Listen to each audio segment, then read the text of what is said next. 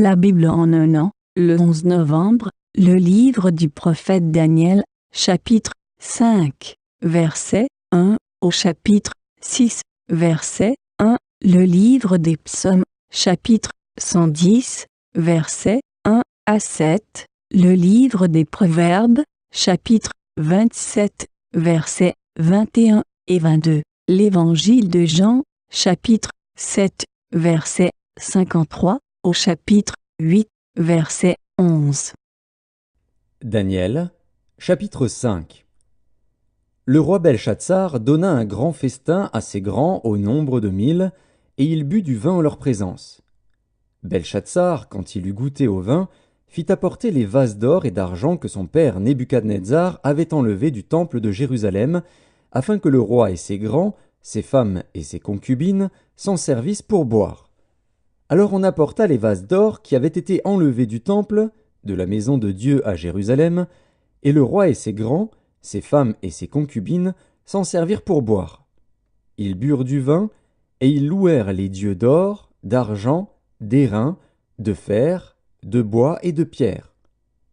En ce moment, apparurent les doigts d'une main d'homme, et ils écrivirent, en face du chandelier, sur la chaux de la muraille du palais royal. Le roi vit cette extrémité de main qui écrivait. Alors le roi changea de couleur, et ses pensées le troublèrent. Les jointures de ses reins se relâchèrent, et ses genoux se heurtèrent l'un contre l'autre. Le roi cria avec force qu'on fît venir les astrologues, les Chaldéens et les devins. Et le roi prit la parole et dit aux sages de Babylone, « Quiconque lira cette écriture et m'en donnera l'explication sera revêtu de pourpre, portera un collier d'or à son cou et aura la 3e place dans le gouvernement du royaume. » Tous les sages du roi entrèrent, mais ils ne purent pas lire l'écriture et en donner au roi l'explication. Sur quoi le roi Belchatsar fut très effrayé, il changea de couleur, et ses grands furent consternés. La reine, à cause des paroles du roi et de ses grands, entra dans la salle du festin et prit ainsi la parole. « Ô roi, vis éternellement! Que tes pensées ne te troublent pas, et que ton visage ne change pas de couleur. Il y a dans ton royaume un homme qui a en lui l'esprit des dieux saints. Et du temps de ton père, on trouva chez lui des lumières, de l'intelligence, et une sagesse semblable à la sagesse des dieux. Aussi le roi Nebuchadnezzar, ton père, le roi, ton père, l'établit chef des magiciens, des astrologues, des Chaldéens, des devins, parce qu'on trouva chez lui, chez Daniel, nommé par le roi Belchatsar, un esprit supérieur, de la science et de l'intelligence, la faculté d'interpréter les songes, d'expliquer les énigmes et de résoudre les questions difficiles. Que Daniel soit donc appelé, et il donnera l'explication. » Alors Daniel fut introduit devant le roi. Le roi prit la parole et dit à Daniel, « Es-tu ce Daniel, l'un des captifs de Juda, que le roi, mon père, a amené de Juda? J'ai appris sur ton compte que tu as en toi l'esprit des dieux, et qu'on trouve chez toi des lumières, de l'intelligence et une sagesse extraordinaire. On vient d'amener devant moi les sages et les astrologues, afin qu'ils lussent cette écriture et m'en donnassent l'explication. Mais ils n'ont pas pu donner l'explication des mots. J'ai appris que tu peux donner des explications et résoudre des questions difficiles. Maintenant, si tu peux lire cette écriture et m'en donner l'explication, tu seras revêtu de pourpre, tu porteras un collier d'or à ton cou, et tu auras la 3e place dans le gouvernement du royaume. » Daniel répondit en présence du roi, « Garde tes dons, et accorde à un autre tes présents. Je lirai néanmoins l'écriture au roi, et je lui en donnerai l'explication. Ô roi, le Dieu suprême avait donné à Nebuchadnezzar, ton père, l'empire, la grandeur, la gloire et la magnificence. Et à cause de la grandeur qu'il lui avait donnée, tous les peuples, les nations, les hommes de toute langue étaient dans la crainte et tremblaient devant lui. Le roi faisait mourir ceux qu'il voulait, et il laissait la vie à ceux qu'il voulait. Il élevait ceux qu'il voulait, et il abaissait ceux qu'il voulait. Mais lorsque son cœur s'éleva et que son esprit s'endurcit jusqu'à l'arrogance, il fut précipité de son trône royal et dépouillé de sa gloire. Il fut chassé du milieu des enfants des hommes, son cœur devint semblable à celui des bêtes, et sa demeure fut avec les ânes sauvages. On lui donna comme au bœuf de l'herbe à manger, et son corps fut trempé de la rosée du ciel, jusqu'à ce qu'il reconnût que le Dieu suprême domine sur le règne des hommes et qu'il le donne à qui il lui plaît. Et toi, Belchatsar, son fils, tu n'as pas humilié ton cœur, quoique tu susses toutes ces choses. Tu t'es élevé contre le Seigneur des cieux. Les vases de sa maison ont été apportés devant toi, et vous vous en êtes servis pour boire du vin, toi et tes grands, tes femmes et tes concubines. Tu as loué les dieux d'argent, d'or, d'airain, de fer, de bois et de pierre, qui ne voient point, qui n'entendent point, et qui ne savent rien, et tu n'as pas glorifié le Dieu qui a dans sa main ton souffle et toutes tes voies.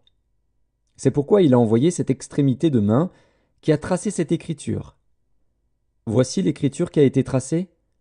Comptez, comptez, pesez et divisez. Et voici l'explication de ces mots. Comptez, Dieu a compté ton règne et y a mis fin. Pesez, tu as été pesé dans la balance et tu as été trouvé léger. Divisez, ton royaume sera divisé et donné aux Mèdes et aux Perses. Aussitôt Belchatsar donna des ordres, et l'on revêtit Daniel de pourpre, on lui mit au cou un collier d'or, et on publia qu'il aurait la 3e place dans le gouvernement du royaume. Cette même nuit, Belchatsar, roi des Chaldéens, fut tué. Et Darius, le Mède, s'empara du royaume, étant âgé de 62 ans. Daniel, chapitre 6. Darius trouva bon d'établir sur le royaume 120 satrapes, qui devaient être dans tout le royaume. Psaume 110 de David, psaume. Parole de l'Éternel à mon Seigneur, assieds-toi à ma droite jusqu'à ce que je fasse de tes ennemis ton marchepied.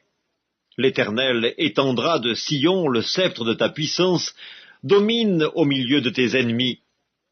Ton peuple est plein d'ardeur quand tu rassembles ton armée avec des ornements sacrés du sein de l'aurore, ta jeunesse vient à toi comme une rosée. L'Éternel l'a juré, et il ne s'en repentira point.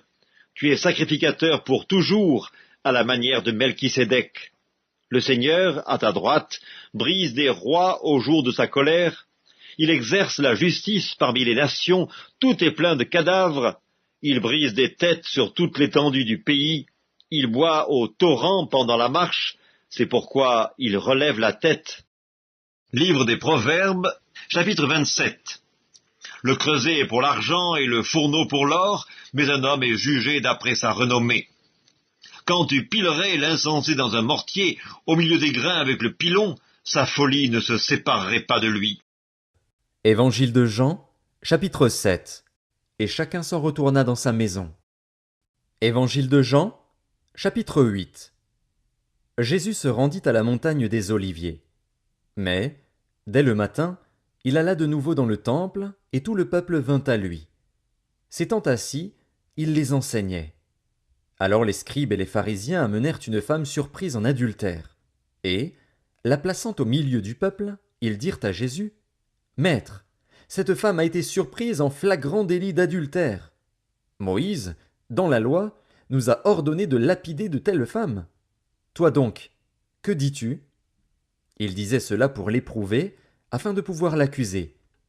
Mais Jésus, s'étant baissé, écrivait avec le doigt sur la terre. Comme il continuait à l'interroger, il se releva et leur dit « Que celui de vous qui est sans péché jette le premier la pierre contre elle. » Et s'étant de nouveau baissé, il écrivait sur la terre. Quand ils entendirent cela, accusés par leur conscience, ils se retirèrent un à un, depuis les plus âgés jusqu'aux derniers. Et Jésus resta seul avec la femme qui était là au milieu. Alors s'étant relevé, et ne voyant plus que la femme, Jésus lui dit, « Femme, où sont ceux qui t'accusaient? Personne ne t'a-t-il condamné » Elle répondit, « Non, Seigneur. » Et Jésus lui dit, « Je ne te condamne pas non plus. Va et ne pêche plus. »